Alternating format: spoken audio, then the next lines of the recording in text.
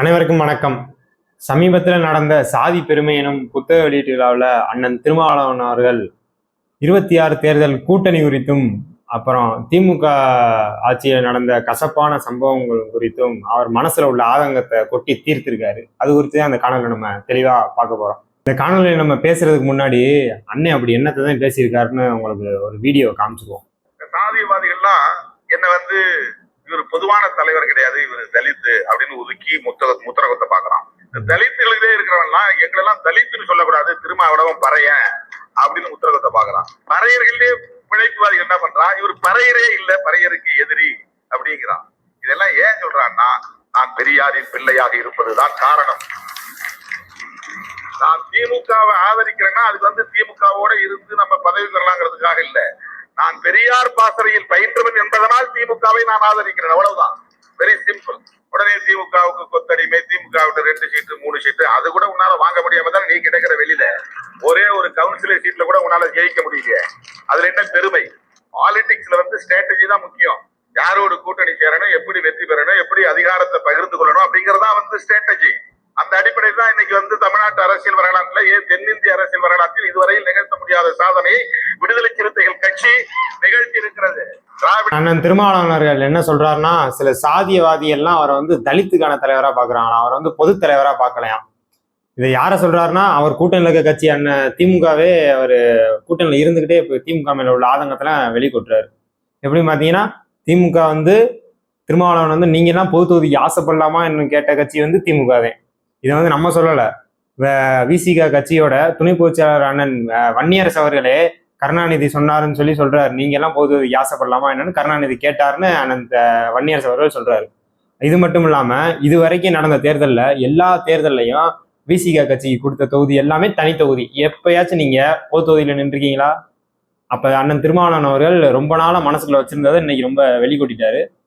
இது மட்டும் இல்லாம இன்னொன்று என்ன சொல்றாருன்னா, இது தன் சமூகத்தை சேர்ந்தவனே என்னை நீ இந்த சமூகத்துக்கான எதிரி அப்படின்னு ஓரம் கட்டுறாங்க அப்படின்னு யார் சொல்றாரு? இது யார சொல்றாருன்னு பாத்தீங்கன்னா, அண்ணன் ஏர்போர்ட் மூர்த்தி அவர்களை சொல்றாரு.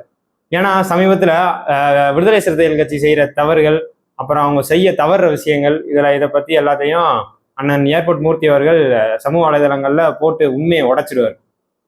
எப்படி பாத்தீங்கன்னா, விடுதலை சிறுத்தைகள் கட்சி எப்படி திமுக அடிவரடியா இருக்கு, எப்படி திமுக அடிமையா இருக்கு, 2 சீட்டை மிஞ்சி அதுக்கு மேல 2 சீட்டுக்கு மேல இனிமேல சீட்டே வாங்க முடியாது, உதயநிதி காலத்திலையும் 2 சீட்டு தான், உதயநிதி பிள்ளை காலத்திலையும் 2 சீட்டு தான், அந்த அளவுக்கு அந்த விசிகோட நிலைமை இருக்குன்னு அண்ணன் ஏர்போர்ட் மூர்த்தி அவர்கள் வெளியே சொல்லிடுவார். இப்படிலாம் நம்ம அருமை பெருமை எல்லாத்தையும் உண்மையை ஃபுல்லா வெளியே போட்டு உடைச்சிடுறாங்கிற கோவத்துல அண்ணன் ஏர்போர்ட் மூர்த்தி அவர்கள் மேல செருப்பை எடுத்து அடிச்சு டிஜிபி அலுவலகம் வாசல்ல கொலைவெறி தாக்குதல் நடத்திருக்காங்க விடுதலை சிறுத்தைகள் கட்சியினர். இது நம்ம சாதாரணமா கடந்து போக முடியாது. தமிழ்நாட்டுடைய காவல்துறையோட தலைமை ஆபீஸ் டிஜிபி ஆபீஸோட வாசல்ல நடந்த சம்பவம். இது சும்மா சாதாரண விசிக தொண்டன் தலைவனை பேசிவிட்டாங்கிற கோவப்பட்டு பண்ண மாதிரி யாருக்கும் தெரியல. இது விடுதலை சிறுத்தைகளோட கட்சி தலைவர் அண்ணன் திருமாவளவன் அவர்களே மேடைகள்ல சொல்லியிருக்காரு, இந்த மாதிரி இயக்க வச்சுக்கிட்டு வரவனை செருப்பை கழட்டி அடின்னு சொல்லியிருக்காரு. அந்த காலனையும் கவனமா இருக்கணும். பல பேர் பறையருங்கிற பேர்ல இயக்கம் வச்சுக்கிட்டு வருவோம், செருப்பு கழட்டி அடிங்க அந்த நாய்களை.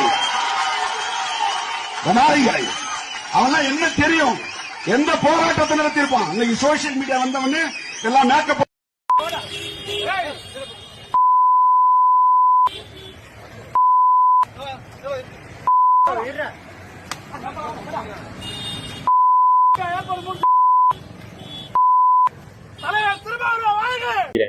இப்படி நீங்களே பேசிட்டு உங்களை பறையருக்கான தலைவர்னு சொன்னா யாராச்சும் ஏத்துக்குவாங்களா? அதனாலதான் அண்ணன் ஏர்போர்ட் மூர்த்தி அவர்கள், நீங்க இந்த சமூகத்திற்கான எதிரி, நீங்க இந்த சமூகத்தை வைத்து பிழைப்பு நடத்தக்கூடிய ஒரு அரசியல்வாதி அப்படின்னு அண்ணன் ஏர்போர்ட் மூர்த்தி அவர்கள் சொல்றாரு. இது மட்டும் இல்லாம இந்த புத்தக வெளியீட்டு விழாக்கு எதுக்கு போனோம்னு தெரியாம அண்ணன் திருமாவளவன் இந்த இடத்துல நேரடியாவே எப்பயும் அந்த கட்சிக்காரங்களை விட்டு அண்ணன் சீமான் அவர்களை விமர்சிக்க விடுவாரு. இந்த தடவை புத்தக வெளியீட்டு விழாக்கு வந்தது அந்த வேலையை பார்க்காம அண்ணன் சீமான் அவர்களை மறைமுகமா அவரே விமர்சிச்சுட்டாரு. அப்படி என்ன விமர்சிச்சாருன்னு பார்த்தா, இங்க திமுக 2 சீட்டு 1 சீட்டுக்கு கொத்தடிமையா இருக்கீங்க, திமுக அண்ணா அறிவாலயத்துல கட்டி போட்ட 4 கால் மிருகமா நடந்துக்கிறீங்க அப்படின்னு எல்லாரும் விமர்சிக்கிறாங்க. ஆனா அவங்களுக்கு நான் என்ன பதிலடி கொடுக்கணும்னா, இது கொள்கை கூட்டணி, பெரியார் என்னும் ஒற்றை மனிதனுக்காக கூடிய கொள்கை கூட்டணி. அது மட்டும் இல்லாம நாங்களாச்சும் 2 சீட்டு வாங்கி நிக்கிறோம், நீங்க ஒரு கவுன்சிலர் கூட வாங்க வக்கில்ல அப்படின்னு சொல்றாரு அண்ணன் திருமாவளவன் அவர்கள். நீங்க சரி விடுங்க, நாங்க கவுன்சிலரே வாங்கல, அது 6 கவுன்சிலர் இருக்கோம், உங்களுக்கு தெரியல, விட்டுருவோம்.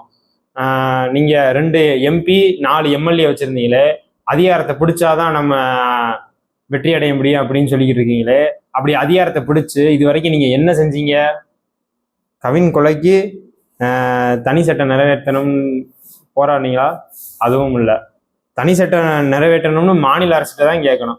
இதை போய் மத்திய அரசிட்ட இங்க கூட்டணியில் இருக்க கட்சிக்கிட்டே கேட்டு ஒன்றும் புடுங்க முடியலையா? இங்க இருந்து மத்திய அரசை எதிர்த்து போராட்டம் பண்ணி இவங்க வந்து தனி சட்டம் நிறைவேற்ற போறாங்க ஆணவ படுகொலைக்கு எதிராக.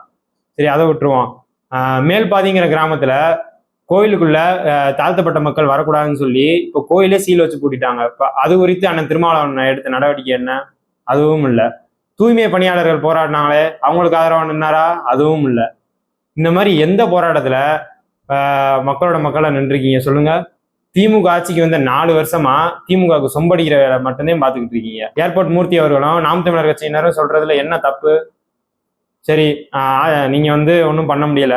நீங்க வந்து 2 சீட்டு வாங்கி 4 MLA வாங்கின வாக்கு சதவீதத்தோட நாம் தமிழர் கட்சி தனித்திருந்து பியூர் வாக்குன்னு சொல்லுவாங்கல்ல, நீங்க அப்படி சொல்ல முடியுமா? திமுகவோட வாக்கை வாங்கிதே இப்ப நீங்க இருக்கீங்க.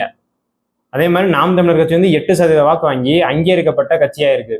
இந்த காழ்ப்புணர்ச்சியில நீங்க வந்து எப்படி அண்ணன் சீமானவர்கள் நம்ம மேடையில வந்து பேசி இவ்வளவு தூரம் வளர்ந்துட்டானே அப்படிங்கிற காழ்ப்புணர்ச்சி தாங்க முடியாம நீங்க வந்து இப்படிப்பட்ட மனசுல வன்மதை ஃபுல்லா நீங்க வெளியே கொட்டிருக்கீங்க.